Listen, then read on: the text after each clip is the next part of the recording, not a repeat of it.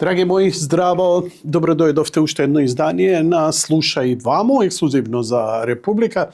Јас сум Јанко Илковски и она што сакам денеска да го говорам се пар доста интересни работи кои предизвикуваат малце и поише муабет на социјалните мрежи. Влегуваме полека во периодот на избори. Што значи дека ќе гледате наредниот период? Мислам дека ви е јасно тоа од лани, кога навистина се направи права пасокизација на тогашната владеачка партија, која беше руинирана, девастирана од волјата на граѓаните. Власта е на власт и ние треба да ја критикуваме. Тоа е добро и за неа, и за нас. Но се обидувам да ги најдам реалните критики до оваа власт наспроти критиките кои стигнуваат од опозицијата. Имено, опозицијата мислам дека е повеќе од јасно дека ќе биде резултатот катастрофален. Мојата претходна видеоколумна говореше дека според моите сознания и анализи, колку што јас можам да ги направам, се околу 50 градоначалнички места. Некои велат дека сегде кај што ќе има ВМРО свој кандидат ќе добие градоначалничко место. ChatGPT, вештачката интелигенција и уште неколку како Perplexity, Grok и на Google, мислам дека ми дадоа многу приближен резултат дека воопшто не треба да ни изненади, нормално шпекулираат, за 50 сите се сигурни, зборам анализите на вештачката интелигенција, никого не треба да изненади дека може да иде до 60. Зошто? Нивната анализа беше дека резултатите на владата и начинот на кој работи оставаат позитивен импакт во јавноста. Што значи тоа? Тоа значи дека на опозицијата не ја преостанува ништо освен манипулација, тензи и фейк ньюс.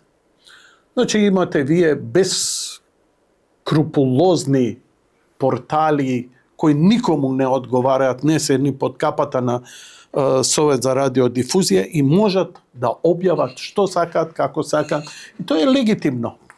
Сегде на мрежи има лажни вести, работата е дали ќе поверувате вие во нив? Дали ќе ги купите? Во смисла, дали ќе прифатите дека е тоа така? Ја читам лажни вести цел живот, но дали се поведувам по нив? Тоа е големо прашање. Прашањето е перцепција на вестината. Еве, например, што беше последно, за кое нема да зборам, ама ќе го спомнам непосредно пред да го снимам ова, а тоа беше инцидентот помеѓу две младински екипи во фудбал. Едниот е македонски клуб претежно, другиот е албански и влегол родителот да ги тепа децата од македонскиот клуб, нешто се навредил или овие му направиле фаул, појма немам. Крвово тепање, две деца се во болница, но сето тоа е оправдано, веднаш почна овие партиските душегрижници не престануваат неправдите кон албанците, но не е тоа неправда кон албанците, тоа е партиски очај. Партиски очај дека јасно име, затоа што колку и да се агресивни, глупи или паметни и така натаму, анализите се многу едноставно. Ако јас доаѓам до некакви анализи, а многу лесно, ги имате сите алатки, вие можете да си проверите. Само бидете прецизни и детални во барањата, вештачката интелигенција колку толку ќе ви даде некаков одговор. Не верувате на тој одговор. Ете, сте биле на ChatGPT. Идете на DeepThink или DeepBlue, како се викаше кинескиот. Идете на Perplexity. Идете, имате, значи, барем 4-5 бесплатни вештачка интелигенција кои ќе ви дадат. Но се ќе кажеш, па што да верувам ја на вештачка интелигенција? Другар, то он го прави она што го прават сите оние центри партиски за анализа на податоци. Поточно, ти дава, ги споредува трендовите последните 4-5, не знам и така натаму анкети, излекува заклучоци за рейтингот, значи не измислува. Донесува заклучок врз основа на факти. Дали ќе ни се допадне нас тоа или не, тоа е сосема друго прашање. Значи, вистината е секогаш тука. Ја денеска се излизгав, ме изгореа.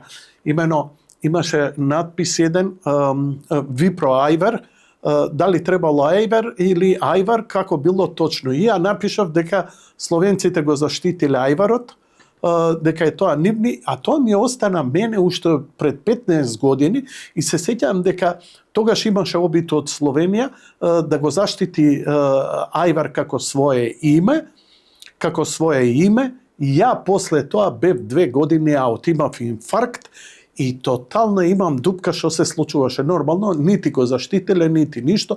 После тоа нити ме интересирало. Еве сега ми дојде, ми останало некаков импринт дека словенците го земале.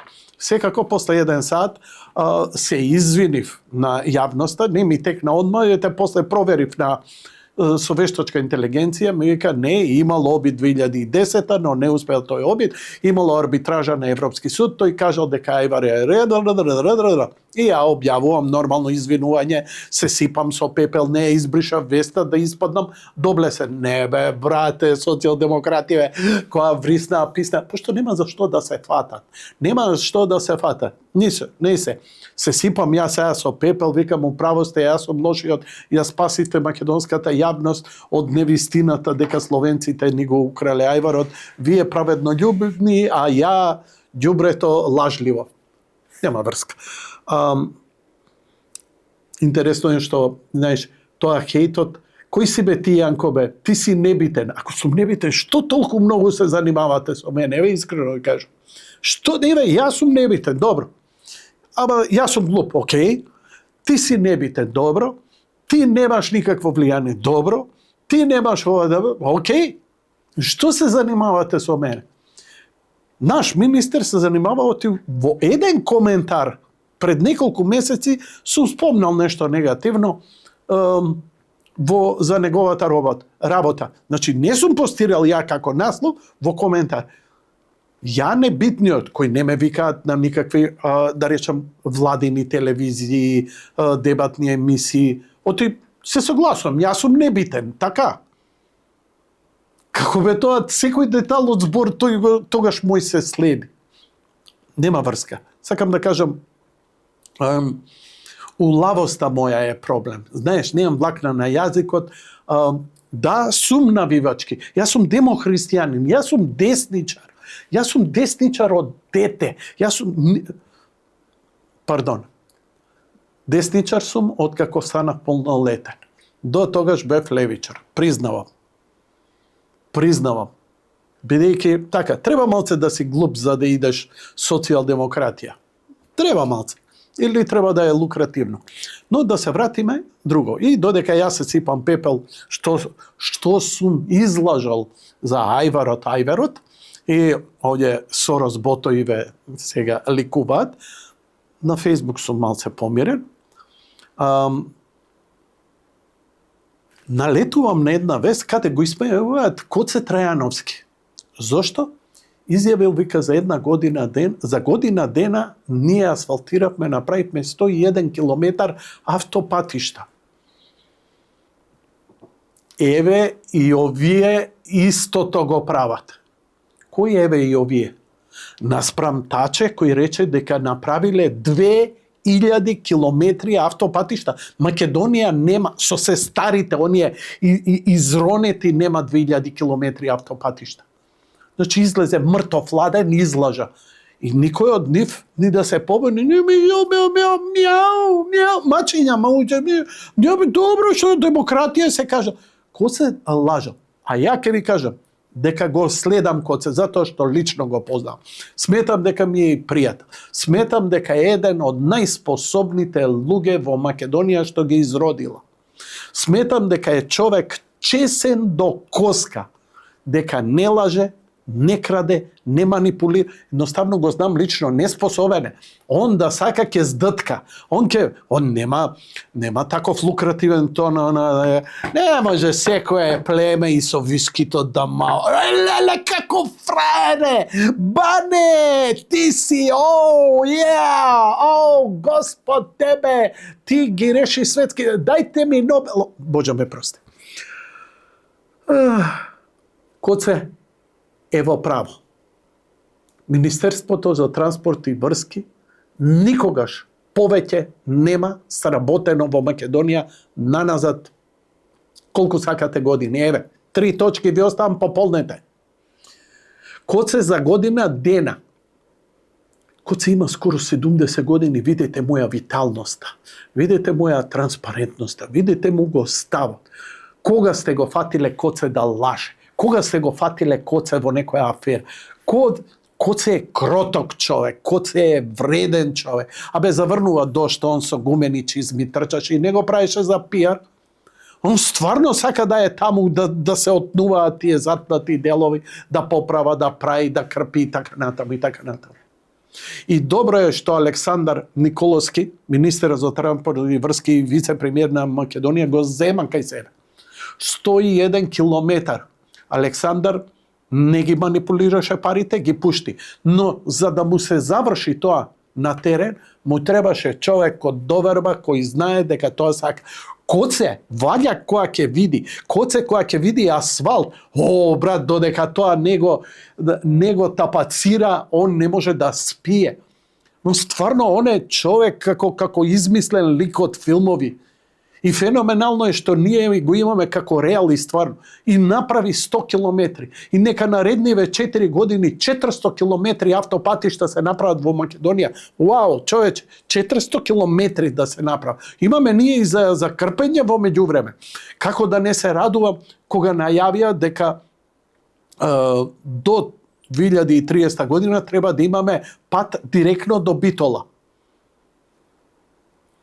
Мислам, како до сега не се размислувало. Не пат. Ние треба да имаме метро до Битола, Ние треба да имаме брза железница левитирачка до Битола. Ние треба да имаме 6 ленти Скопје Струмица, ако е веќе за реално. Така да јас се радувам што мрдаат работите, што конечно нешто се прави. Еве сега се спремам да се поздравам со вас и идам за Охрид. Ке идам, ке возам, одбегнував да возам. Мачен беше патот, но сосема други фотографии и снимки идам. Сега идам и сам да се уверам.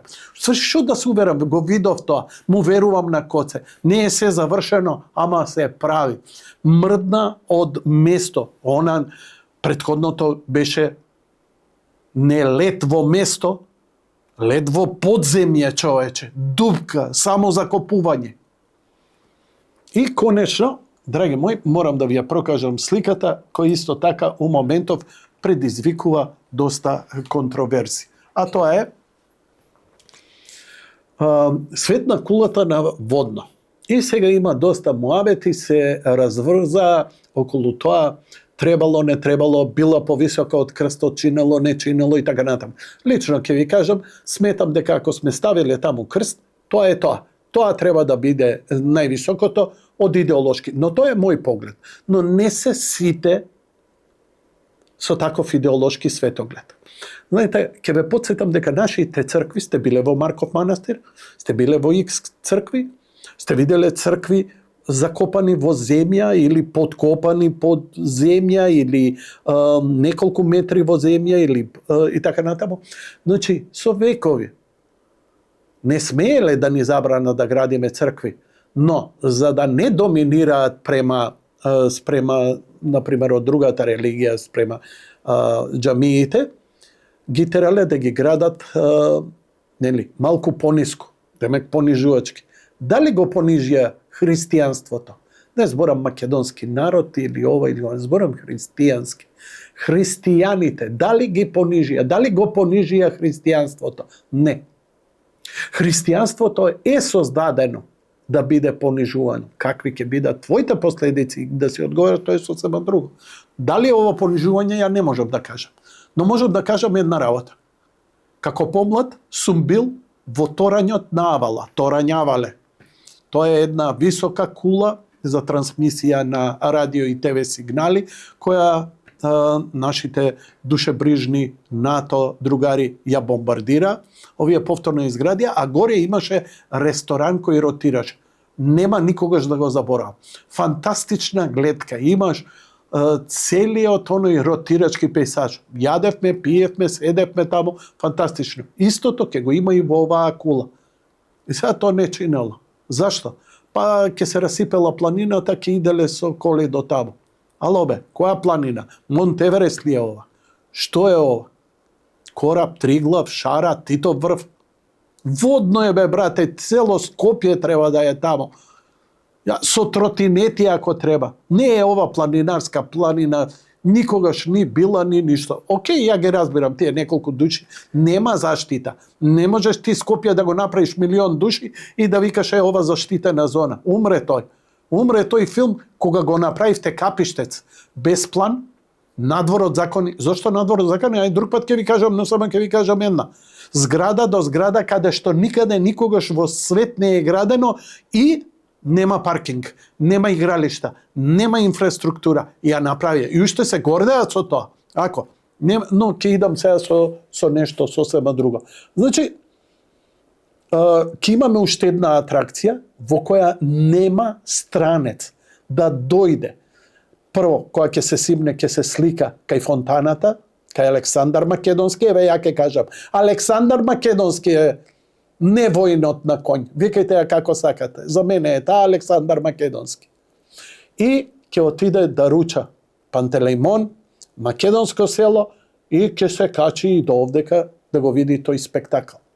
Па човече, ова е лошо. Добро, окей. Нема да ви спорам. Нека е лошо. За мене не. И ја поздравувам. Бидејќи ова не се споменици. Ја разбирам кога се бунеа за спомениците, си викаш, па треба ли ова? Ја тогаш го правда само со една работа. Али барем им ги гледам парите. Барем им ги гледам парите, човече, колку се крадеше во Македонија, не знае зашто се украде. Еве ги овие 7 години. Ајде бе да ве пофалам, дај една слика, ќе ја пуштам, ја ќе ви пуштам слика што изградија за 7 години. Имам слика. Стварно, нефер ќе биде да не покажам што изградија. Ајде да видиме што изградија. Прво, да знаете, ја пуштија, ја изградија автобуската станица во ГТЦ. Остави тоа што е направена таа автобуска станица уште 70 години, али важно они ја направиле. Глуп народ си го купува тоа и си го голта. Лапни, голтни. А ја сакам да ви покажам што реално направија овие за изминативе 7 години. Еве ки. Еве сликата, лепота, Абе, 100 милиони евра овде лежат. Знаете ли тоа? Да. Ова се наоѓа, ова е камен темелникот за фабриката за електрични автомобили во Тетово. Ама тоа, дојде овие на власти. Иначе готово ќе беше бе тоа средено. Бе што да ти кажам? Причам ти причу, што би рекле французите. Но, она што сакам како последно на крај да ви го кажам, и кој може би нема врска, бидејќи обично оваа колумна е со дневно-политички дандара-бандара и така натаму, и ќе биде се понапнато, мада ја пак само едно ќе им кажам. ВМРО, не фрлајте пари за кампања. Не правите кампањи. Не, готово е бе. Готово е. Осте ги овие нека трошат, нека викаат, нека лајат. Решено е. Орце ќе биде градоначалник. Очите ми заспа. Време е и ја да си одам. Но, како последна вест, ќе биде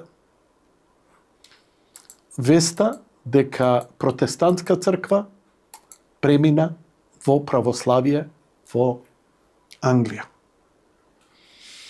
Цела протестантска црква во Англија преиде во православие.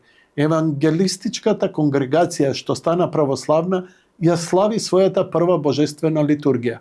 Халифакс, Англија, 20 август 25. Новоформираната православна заедница Света Хилда во Халифакс, Англија, ја прослави својата воведна божествена литургија на 17 август, означувајќи значајна пресвртница во транзицијата на конгрегацијата од евангелизам кон светото православие. На службата одржана во католичката црква Свети Михаил за време на по празникот на Успение на Пресвета Богородица присуствува 61 учесник, 15 православни верници примија светата причест. Отец Грегори Халам од парохијата Свети Ајдан од Линдисфори во Манчестер ослужи литургија. Заедницата која го започна своето патување кон православното оваа година под водството на Антиохски архиепископија се подготвува за голема церемонија на прием на 6 септември. Неговото високо преосвештенство митрополит Силуан, подпомогнат од друго свештенство, ќе прими 34 верници во православната црква преку крштевање и миропомазание. Без оглед чие е влијанието, кој стои и така натаму. Знаете само едно. Ние православните имаме еден голем грев. Ние имаме символот на верата ни вели. Една света апостолска црква. Една. Не македонска, бугарска, грчка, руска, украинска, романска и така натаму. Една. А ние се разделивме по етнофилетизам. И некои дрипци ќе те убедуваат дека етнофилетизмот не е греф. Греф е и тука е нашиот пат, драги мои пријатели и пријателки. Но како и да е, во овие сулуди времиња имаме браќа и сестри и јас само ги ширам рацете и им викам, нека ви е за здравје и спасение, добре дојдовте. Тоа беше се за денеска. Благодарам. Пријатно.